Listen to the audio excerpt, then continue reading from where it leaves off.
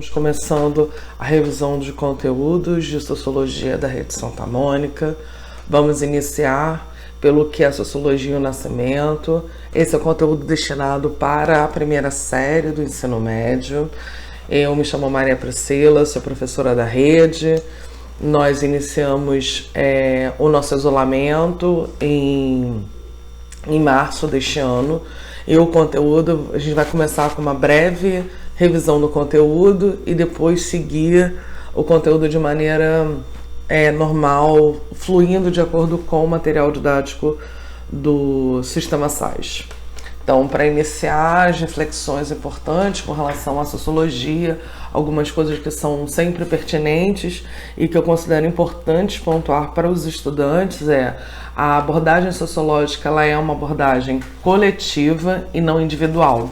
Portanto, quando nós falamos sobre visão de mundo, quando falamos sobre comportamentos, o comportamento estabelecido em sociedade, estamos falando de um comportamento estabelecido no coletivo social e não a partir das individualidades. A individualidade, ela é uma área importante, mas ela é destinada a uma outra área de pesquisa e não a nossa área de conhecimento. Então, quando nós falamos de sociologia, nós falamos sobre o coletivo.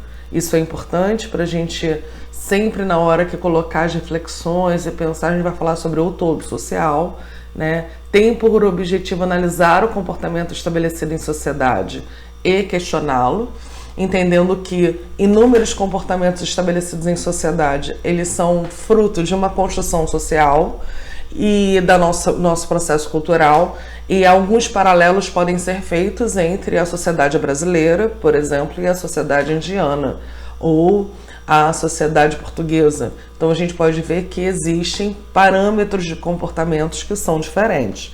E o que se considera importante na sociologia é não se ter um objeto ou não se ter um fato sem analisar ele, sem entender como ele se aplica e como é importante a gente analisar e questioná-lo. A sociologia oferece instrumento de questionamento e problematização. Ela é uma disciplina que propõe a problematização, a reflexão, a crítica. E essa crítica ela não tem por objetivo fazer ninguém mudar de opinião, mas as pessoas verem a partir de outras perspectivas de mundo. E sim, sempre gosto de deixar alerta para os meus alunos, né, que quando nós vamos estudar em sociologia, em muitos momentos os autores, os conceitos, as teorias sociológicas nos deixam incomodados. Elas podem questionar a nossa visão de mundo. E ao questioná-la, ela está sendo questionada, ela está sendo apresentada dessa forma para que você repense. Não que necessariamente você precise mudar, mas isso parte de um princípio metodológico, didático, em que se você se acha, se você considera que você já tem todo o conhecimento, nada que vai ser apresentado para você, você vai assimilar e vai fazer algum tipo de reflexão. No momento que você tem um questionamento a partir de um valor, um comportamento, um olhar sobre o mundo, você pode se abrir para novas reflexões. Mesmo que depois você volte ao ponto inicial e você pense, não, ok, concordo com o meu posicionamento anterior e não há problema com relação a isso. Mas o importante é a construção de raciocínio, principalmente de argumentos. Principalmente quando a gente vai pensar no Enem, nas elaborações de redação, em que ela precisa ser embasada em reflexão, em argumentos, em base. Então, sociologia, nesse sentido, ela influencia, contribui de maneira significativa. Então, vamos lá. Então, você está sendo convidado a mergulhar nessa ciência que eu considero maravilhosa, na qual eu sou apaixonada por ela. E é isso. Vamos lá, então. A gente vai começar pelo capítulo 1, a gente está no conteúdo da primeira série, o que é a sociologia. Então, a sociologia ela é uma ciência que ela vai utilizar de outros conteúdos, né, de outras ciências para terem o seu embasamento, né, é a expressão do pensamento moderno como o desdobramento de um conjunto de fatores históricos. Então, a história fornece, por exemplo, conhecimento e pensamento científico. A sociologia ela vai pegar as representações da sociedade, conjuntos de valores definidos, e nós podemos perceber que esses valores eles podem e são alterados com o passar da história. Ainda sob a influência do humanismo, cujo princípio consciente na desvinculação de tradições teocêntricas, divinas, para embasear-se nos valores antropocêntricos, isto é, voltados para o conhecimento humano. Mas primeiro vamos dar uma olhadinha e vamos pensar com relação à diferença entre teocentrismo e antropocentrismo. Primeiro que é importante que a gente lembre que esse prefixo teo significa Deus. Então, simplesmente falando, né, de uma maneira simplista, é quando Deus era o centro de tudo. Então, viver na perspectiva teocêntrica era viver sem a percepção da própria individualidade. Individualidade é uma característica, característica da vida moderna, né, da modernidade. Então, a construção da ciência, da arte, tudo era voltado para uma construção a partir de Deus, a partir do divino. Quando a gente passa pelo período histórico, que é um rompimento, nós passamos pelo período antropocêntrico. Então, vamos acompanhar aqui. Prefixo antropo significa homem. Então, o homem vai estar no centro. Então, a partir dessa compreensão, a gente pode dizer que o homem ele é o objeto de estudo, ele é o grande ator, ele é que vai chamar a atenção nesse momento. Você vai se pensar o homem a partir do homem e as suas necessidades. Viver nessa visão antropocêntrica é a valorização do homem, do indivíduo, a importância do homem na construção do conhecimento. E aí, eu considerei importante da gente fazer um marco histórico para a gente poder acompanhar que momento é esse, né? Que a sociologia surge, que a gente vai ter uma visão mais antropocêntrica. Então, nós vamos nos fixar aqui nesse período da Idade Moderna, considero eu a linda Idade Moderna, que ela vai, né, do fim do feudalismo até a Revolução Francesa. Ela é um momento histórico importante, então eu não estou aqui para dar aula de história, né? A gente está aqui só para pontuar por que essa ciência surgiu exatamente neste momento. Então a gente tinha o feudalismo de um lado, né, como um processo econômico descentralizado de poder. A gente vai passar por um processo de absolutismo, em que a gente tem a centralização do poder. O ser humano vivia no campo, ele passa a viver na cidade. Ele tinha um trabalho coletivo, familiar, né, e tinha uma produção desta coletividade. E aí tinha uma visão teocêntrica do mundo. E a gente vai passar por um período de absolutismo, que vai falar sobre a vida na cidade, com o trabalho individual. O que vai mudar de um período histórico para outro, significativo quando a gente vai pensar em trabalho, é quando o trabalho deixa de ser artesanal e ele passa a ser manufaturado e passa a ser um trabalho industrializado, em que o homem passa a produzir e com o uso da sua força de trabalho, ele vai utilizar, ele vai vender essa força de trabalho em troca de salário. Nós temos 3 autores clássicos que a gente vai ver a partir do próximo capítulo, que eles pensam a sociologia exatamente sobre esse marco histórico importante, a Revolução Industrial. Então, por que por que a Idade Moderna foi um período tão importante? Porque a gente vai falar sobre, a gente passa pelo Iluminismo, o Renascimento, a Revolução Francesa, a Revolução Científica, a Revolução Industrial. É um momento propício, muito cheio de novidades e fizeram com que o mundo mudasse. E a gente está falando de agora, né? A gente está falando de há pouco tempo. Então vamos lá. Então os fatos históricos, né? A partir do século XV, o processo de fragmentação da sociedade feudal diante do florescimento do capitalismo, novas relações sociais e de poder foram estabelecidas, exatamente como está dizendo aqui, ó, quando a gente passa desse período histórico para este período histórico. Então, novos modos de pensar e estruturar o meio social. Quando a gente pensa que se vivia no campo e se passa a viver na cidade. Quando a gente passa a viver na cidade, existe um fenômeno, né, urbano importante a ser pensado. A gente passa a ter vizinhança, a gente passa a ter necessidade de coleta de lixo, de saneamento básico, essa vida coletiva, porque quando você vai pensar em vida no campo, você precisa lembrar que quando a gente fala de vida no campo, a gente está falando de o quê, afinal de contas? De pessoas vivendo de maneira isoladas, com outras relações e práticas sociais. Quando a gente passa a ter vizinhança, a gente passa a ter outro comportamento social, e esses comportamentos sociais precisam ser pensados. A produção do conhecimento contemplou uma nova dinâmica das relações e os papéis, de relações sociais e o papel desempenhado por novos indivíduos, grupos, instituições de poder. E, em última análise, é importante a gente destacar que a sociologia ela pensa as relações sociais estabelecidas em sociedade. Alguns autores vão dizer que toda relação social é uma relação de poder. Então, repensar essas relações estabelecidas em sociedade é fundamental. Além de intérpretes, os intelectuais intelectuais se dedicaram a refletir sobre o seu tempo, contribuíram também para transformá-lo. Então a gente pode ter alguns marcos históricos interessantes. O livro chama atenção, né? Que a gente vai ter a Margaret Thatcher, que vai ser uma mulher importantíssima para repensar a reformulação do Estado. Estado enquanto governo, enquanto organização política. Então, quando a gente vai pensar sobre o estudo da sociedade, a Margaret Thatcher ela vai se preocupar com os indivíduos, com os homens, mulheres e suas famílias. Então, quando a gente pensa aqui, no século 17 ao século 19, exaltar o protagonismo do indivíduo, a sua independência em relação às estruturas comuns à vida social, a exemplo do Estado. Quando a gente vai pensar o Estado enquanto organização da vida política estabelecida em sociedade.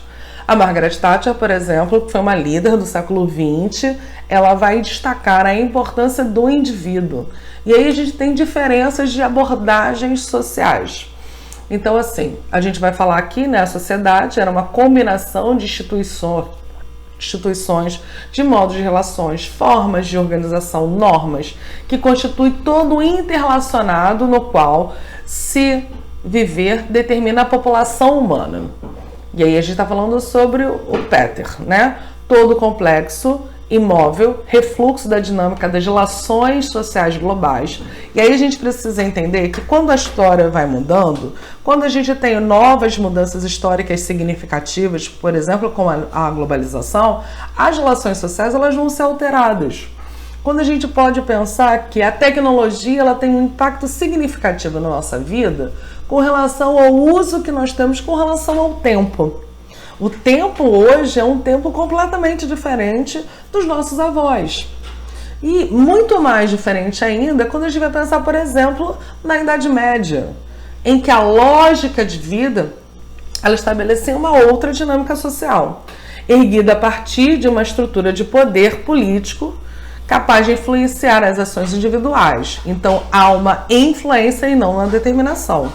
Embora o indivíduo desfrute de liberdade, vale salientar que o Estado lhe é anterior, porque como ele organiza a vida em sociedade, ele também, o Estado, ele vai organizar as leis, as formas de a gente estabelecer vida em sociedade. Lembre-se, você teve um conteúdo de filosofia nesse período que falou sobre a questão da liberdade, e um dos autores chamava a atenção de que não era possível ter liberdade sem ter lei.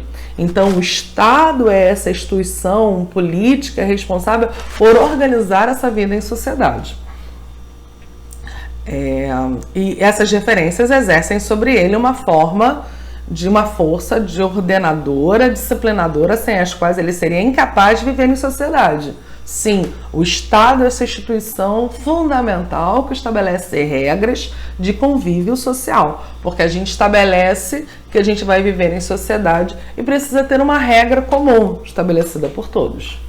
Então, ainda a gente está falando sobre Anthony Giddens, a sociologia é o estudo científico da vida humana, de grupos sociais, de sociedades inteiras e do mundo humano. Seu tema de estudo é o nosso próprio comportamento como seres sociais, o âmbito da sociedade extremamente amplo. Então a gente vai ver que os sociólogos vão dizer que o objeto de estudo da sociologia é o estudo da sociedade e as relações humanas, que elas variam entre sociedade e sociedade.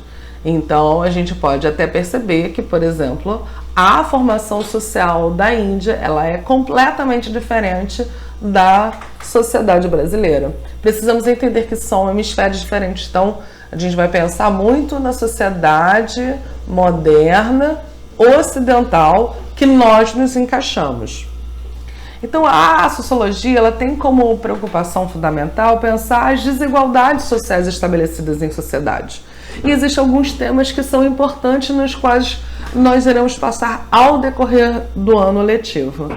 Os meios de produção, as relações de poder, as relações de gênero, as de classe, a força de trabalho, e a força de trabalho ficou 2 vezes, desculpa, a questão da origem cultural, as formações culturais. Então, a sociologia é uma ciência que vai pensar, vai qualificar o pensamento para a gente entender como as desigualdades sociais estabelecem em sociedade. E é importante, quando a gente fala de desigualdade social, a gente está falando de um grande conceito guarda-chuva. A gente não está falando que a desigualdade social ela é somente econômica. Ela é econômica, ela é cultural, ela é de escolaridade. Ela tem um perfil muito maior. Por isso que quando a gente vai pensar em desigualdade, a gente tem que pensar num coletivo de reflexões e de conteúdo. Então, sempre que houver algum tipo de filme interessante para ser visto e que estiver relacionado com o nosso conteúdo, eu irei fazer a indicação. Então tem esse filme maravilhoso da Meryl Streep, que fala sobre a Dama de Ferro, que vai contar a história da Margaret Thatcher e como ela inovou no mundo econômico a partir da Inglaterra, estabelecendo já um Estado neoliberal. Conteúdo complexo, com abordagem econômica, mas que é importante da gente ir tentando se aprofundar no decorrer dos anos, né? Então, como foi uma revisão, a gente vai passar já para o capítulo 2, está falando sobre o nascimento da sociologia. É importante que a gente vai ver três autores importantes. Esse Augusto Conte ele vai ser um dos primeiros a pensar as regras e as leis sociais, que ele vai fazer uma leitura sobre a sociedade a partir de uma visão positivista, né, uma corrente do pensamento que tem os dados como importante, mas ele vai falar ainda sobre o estado teológico, metafísico e positivo, que ele fala que é uma gradação e uma evolução estabelecida em sociedade. E importante da gente lembrar que dentro do lema positivista a gente tem o amor por um princípio, ordem por um meio, progresso por um fim, que vai falar sobre a vida, o consenso moral e a coesão estabelecida em sociedade. Mas eu vou preferir, na nossa revisão de hoje, focar os clássicos da sociologia, porque nós temos 3 clássicos para conversar. Então a gente tem aqui Emile Durkheim, Karl Marx e Max Weber. Eu fiz essa ordenação porque é a ordenação em que os conteúdos vão ser apresentados. A gente vai começar por Emile Durkheim. Emile Durkheim que é conhecido um dos fundadores da sociologia, né, uma pessoa que produziu um pensamento interessantíssimo, que ele vai analisar a sociedade muito mais do que a soma dos indivíduos, né? Para Durkheim, a sociedade ela é um conjunto, ela é um todo social, como se ele fosse um organismo vivo, e ele cria o fato social como um conceito. Então, para Durkheim, a análise da vida em sociedade ela vai ser estabelecida a partir da leitura dos fatos sociais. Então, os fatos sociais são capazes de impor um conjunto de indivíduos e de determinado rumo da sociedade. Os fatos exercem força coercitiva, exteriores, e a vontade de cada um tem o poder de generalizações. Então, para Emile Durkheim, todo fato social, para ser um fato social, ele precisa ser geral, ele precisa se aplicar a todos os indivíduos em um todo social. Ele precisa ser exterior, porque ele não é a vontade do indivíduo, ela é a vontade da sociedade, que é esse organismo vivo que independe dos indivíduos. E ela tem um fator coercitivo. Então, quando a gente precisa entender o que é coerção, coerção é pressão social. Então vamos imaginar, eu gosto de dar sempre 2 exemplos, que eu acho que são exemplos muito pertinentes para a nossa sociedade brasileira, quando a gente vai pensar, por exemplo, o banho.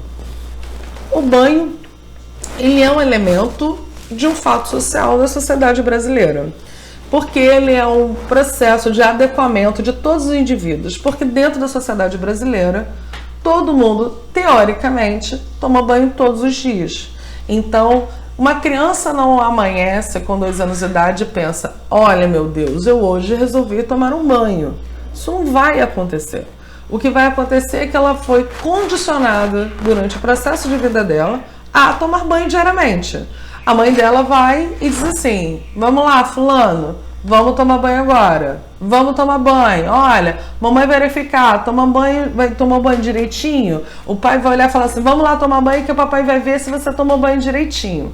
Então ele é condicionado essa vida inteira a tomar banho, comportamento geral, estabelecidos para todos em sociedade. Ele é um comportamento exterior, porque não foi um indivíduo que desejou ter o hábito do banho diário, foi estabelecido pela vida em sociedade. E aí quando a gente percebe que um indivíduo não toma banho diariamente, nós temos piadas na sociedade brasileira, a gente tem um tipo de aversão, a gente chama de porco, a gente chama de imundo, a gente faz vários tipos de piadas acerca do indivíduo, questionando o fato dele não tomar banho. É importante a gente entender que quando a gente fala sobre o processo de coerção, ele tem um objetivo de fazer com que todos os indivíduos sejam iguais à sociedade, produzindo indivíduos que sejam homogêneos. Então, esse é o objetivo do fato social, segundo a leitura durkheimiana. O que a gente precisa entender é que os autores eles têm leituras diferentes sobre o mundo. E ninguém vai dizer aqui que um autor é certo ou errado. A gente pode dizer que a gente prefere determinada leitura de um autor e não da outra. A gente pode dar outro exemplo com relação ao fato social. Como eu tenho uma leitura muito acerca do mundo feminino, eu prefiro dar esse exemplo, porque eu acho que é um exemplo que fica mais fácil. Vamos pensar uma menina que senta de pernas abertas. E ela é uma criança, 5 anos de idade. A família começa a dizer para ela, senta de perna fechada. A sociedade está apontando para ela qual é o comportamento adequado. É geral. Toda menina que é uma mocinha, precisa sentar de pernas fechadas.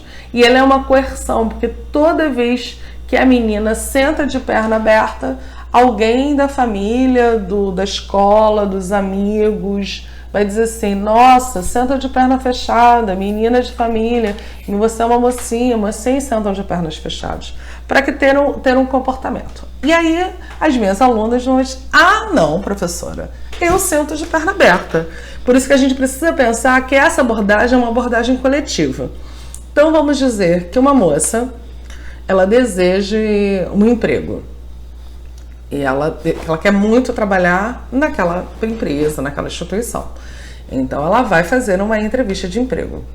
Ela é uma menina, é uma moça que tem por hábito sentar de perna aberta. Naquele momento que ela vai ter um julgamento social, ela vai sentar de perna fechada, porque ela quer mostrar que ela sabe se comportar como os demais indivíduos em sociedade. É isso. A gente está falando de um condicionamento social.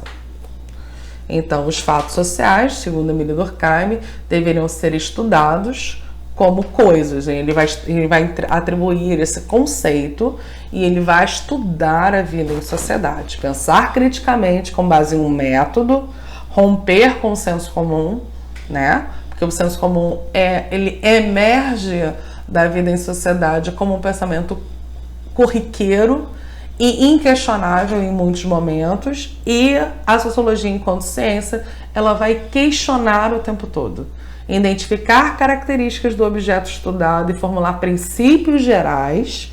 Então a gente vai fazer uma coleção de fatos e de conceitos que vão estabelecer uma teoria e diferenciar as manifestações sociais do objeto estudado. E aí, para isso, eles vão se inspirar nas ciências naturais com a análise empírica, é a busca de dados por meio da experiência, da vivência do pesquisador. Isso aqui que eu estou apresentando para vocês é uma introdução sobre o pensamento de Emile Durkheim.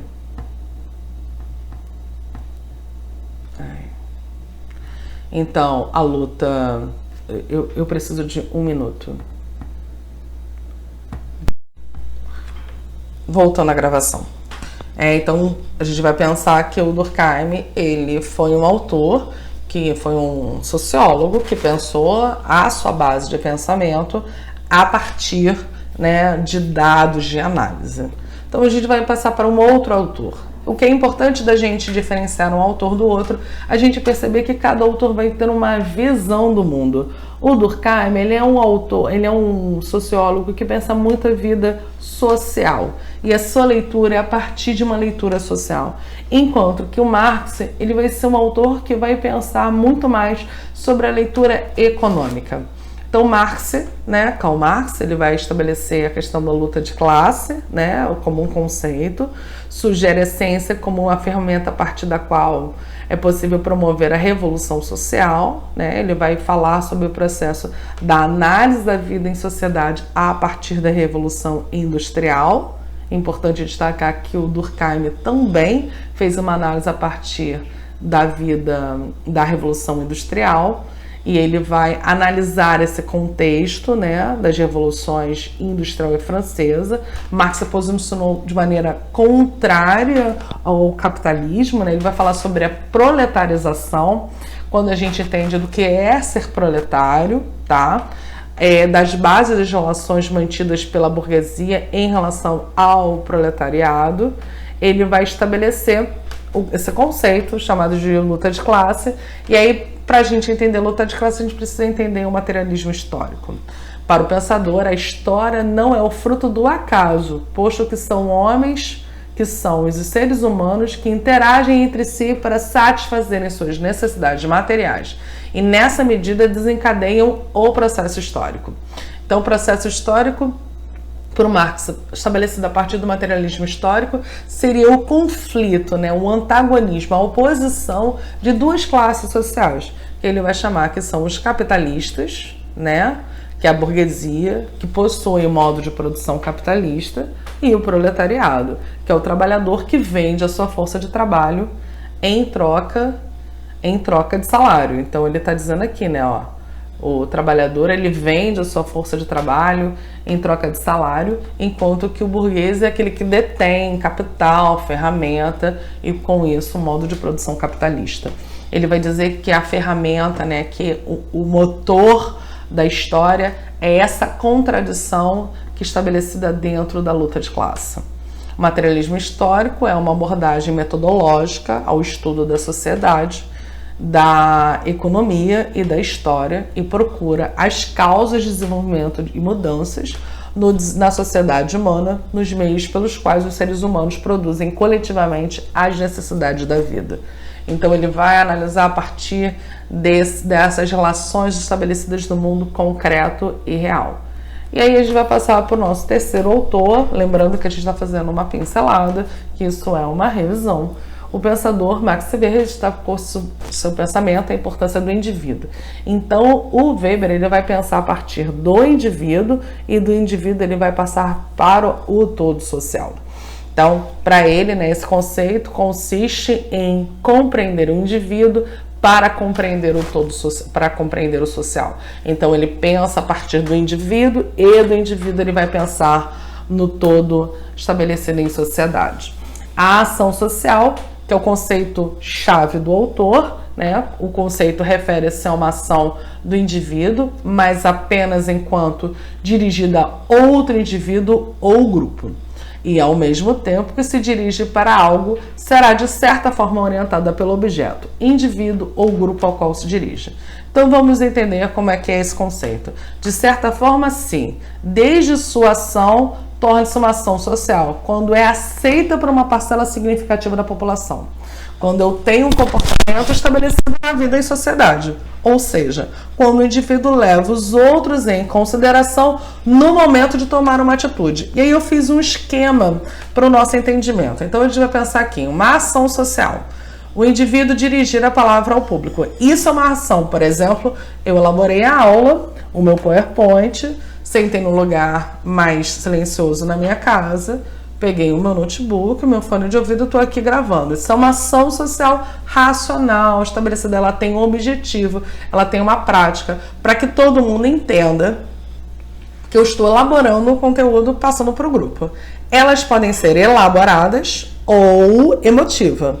Cada indivíduo no público aplaude o orador. Então, o orador foi lá e fez a sua exposição. Cada indivíduo no público aplaude o orador como prática de uma ação emotiva. Ele fez um discurso inflamado, bonito, emocionante, e o indivíduo se emociona.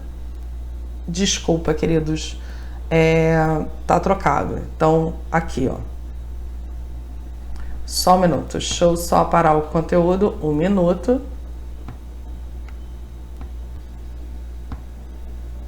Voltamos com o ajuste necessário. Então, essa é uma ação emotiva, que ela, ao indivíduo estar num discurso, numa apresentação, numa fala emocionada, se emociona e bate palma de maneira intensa, respondendo a uma prática emocional. Quando a gente vai no cinema, ou principalmente quando a gente vai para uma apresentação artística, num balé, num teatro, e aquela peça nos comove, a gente levanta e bate palmas, ou batemos palmas sentados, mas se for de um nível extasiante, imenso, eu levanto e bato palma de pé.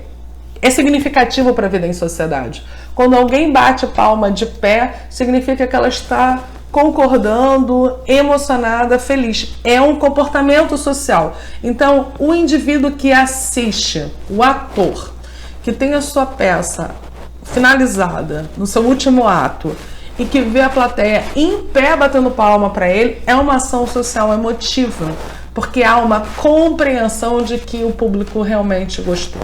Agora, se as pessoas levantam e vão embora e não batem palma, significa que ele não teve uma aclamação da sua plateia. Mas a gente também pode ver que nesse público, se a maioria das pessoas bateram palma e uma pessoa não se sentiu emocionada, ela vai ter que uma elaboração também. O público aplaude sem emoção por cálculo de conveniência. Pode ter que parte da plateia tenha ficado muito emocionada e batido palma, ou parte da plateia tenha simplesmente batido palma porque é um cálculo de conveniência. Ou quando a gente está em algum lugar em que alguém diz assim, bate palma você também, porque é um comportamento esperado para os indivíduos em sociedade.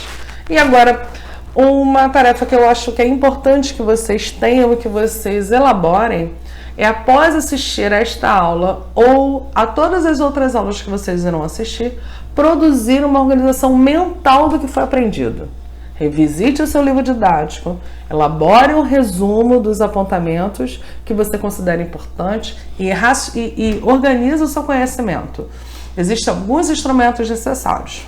A partir da próxima aula, eu vou começar a introduzir, incentivar que vocês façam determinados instrumentos.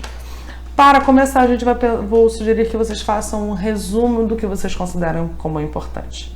Muito obrigada por vocês terem ficado comigo até agora o final. Aqui a gente tem a nossa bibliografia, todo baseado no nosso livro do site que a gente está usando esse ano, as imagens que foram coletadas para que a gente tenha a construção do nosso conteúdo. Fiquem em paz, fiquem bem e lembrem, fiquem nas suas casas.